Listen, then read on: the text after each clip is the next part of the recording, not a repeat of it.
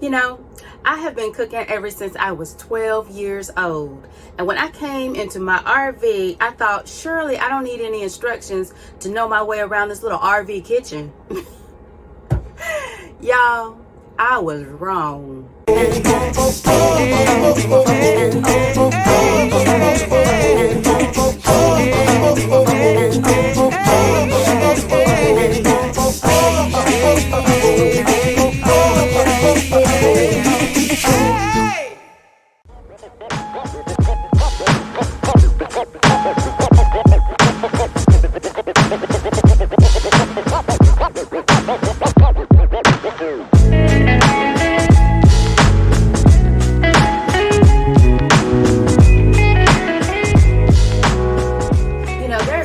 That you need to know about using RV appliances. They are totally different than using your residential appliances. So there are some things that you need to know to keep from messing up your meals. Now, a lot of these things I learned from the School of Hard Knocks. So I'm hoping to share some tips with you to keep you from making the same mistakes. So let's get started.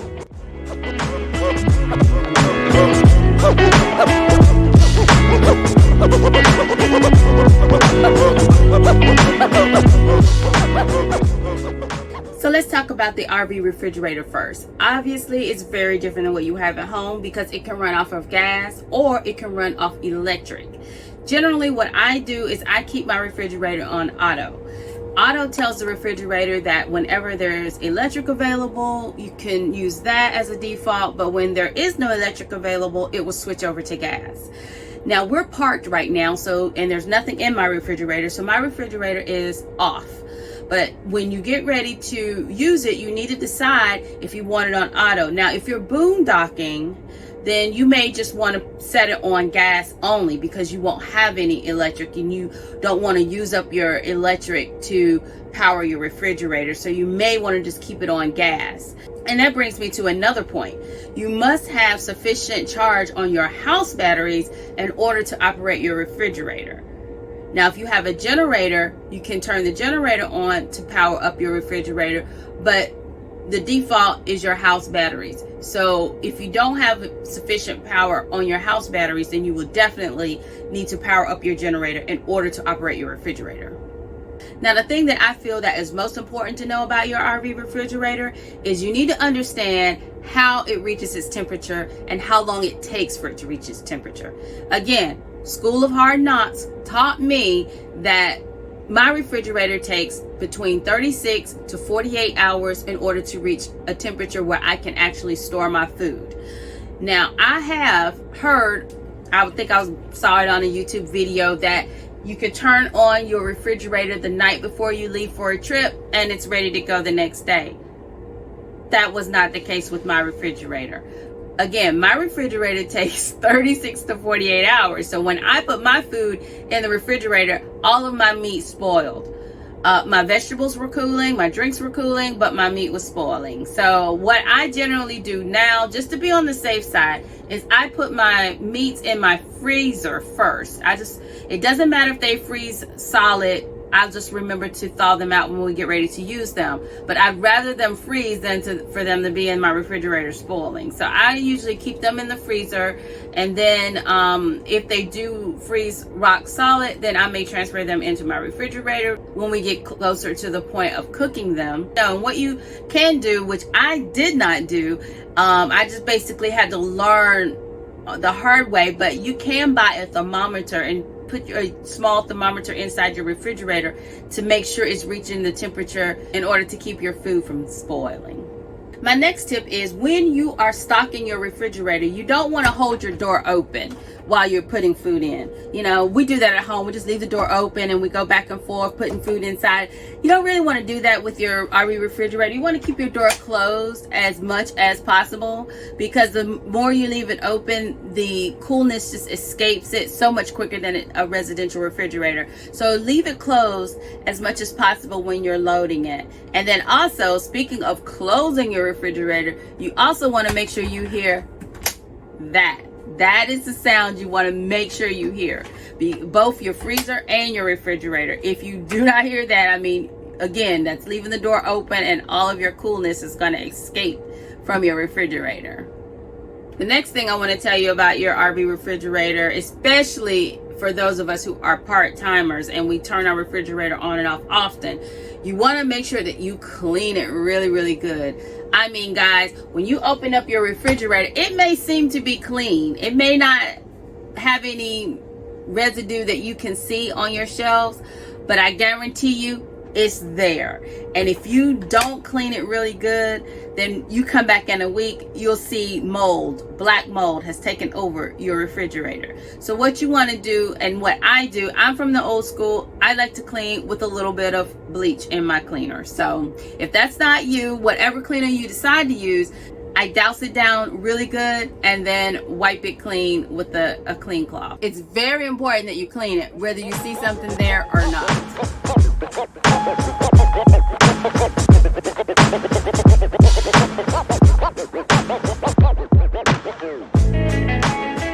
So the next thing I want to talk about is your RV stove. First of all, I want to encourage you to not be afraid to use it. These appliances are safe to use. They are designed to be used inside of an RV. So it's okay to use them. You just need to know how to use them. Know the proper way to maintain them in order to keep yourself safe. So the first thing I want to say is that when you are getting ready to use your stove, either on your cooktop or your oven, always turn on your fan. If you have an overhead fan, open the vent and turn on the fan first. That will help ventilate your area and keep fumes from accumulating inside your RV. It'll just kind of take them out of here. If you don't have a fan in your rooftop by your kitchen, then I would suggest you open your kitchen window.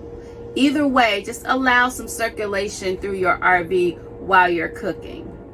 Using your stovetop is pretty self-explanatory, especially if you have cooked on a gas stove before. So I'm not going to really go into a lot of that, other than just be careful with your pots, especially if you have handles like these right here. They get really, really hot. This pot is a little small. I thought I would get smaller pots since the stove was smaller, and I could get more on there, and that kind of works, but it also causes the heat to rise up along the sides of the pot and makes my handles really hot. So I have to be very careful. So just be mindful of that when you are choosing which pots you want to use on your RV stove.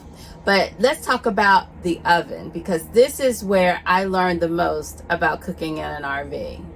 Now, using my oven was quite an experience for me, because number one, I have to light it every time. I have to light the pilot every time I use it. I'm really used to turning a knob and things just turning on, but that's not the case here. So I had to learn how to light the pilot, and now that I know, I'm not afraid to do it any longer. I do use one of these. Unfortunately, I don't think the camera will allow me to show you that because it's so dark in there. But once you learn what spot that you're supposed to light and you use one of these, I promise you it's not that difficult. So if you're not used to it, you can get used to it. I did. But here's the thing. Once I got the stove lit, I couldn't prepare anything in it the way I'm used to, because it would not heat up. The RV oven does not heat up like a residential oven. So what happens is a temperature that you may set for your RV oven may not be the temperature that it actually reaches. For example, if you're looking to cook something at 350, the temperature may actually be 250 or 275. So a thermometer would be helpful here, especially if you're cooking something that, if you're a baker and you need a certain temperature to prepare a cake or some bread, then that will be very helpful for you. For me, I'm not a baker. Anything that I'm cooking in the oven doesn't have to be at a specific temperature. So I can just put it in there and I'll watch it until it's done. But an issue with an RV oven is that the heat does not distribute evenly. And so in order to fix that, I learned to use these. These are pizza stones. And I put them in there. These have been in there for over a year, so they've got a few little spots on them, but What you want to do is you want to put these stones inside your oven, and that will keep the heat to distribute more evenly inside your stove. Now I have 2 of them side by side, and they really do help. Like I said, these have been in here for a year, and in order to maintain them, you do not want to wash them.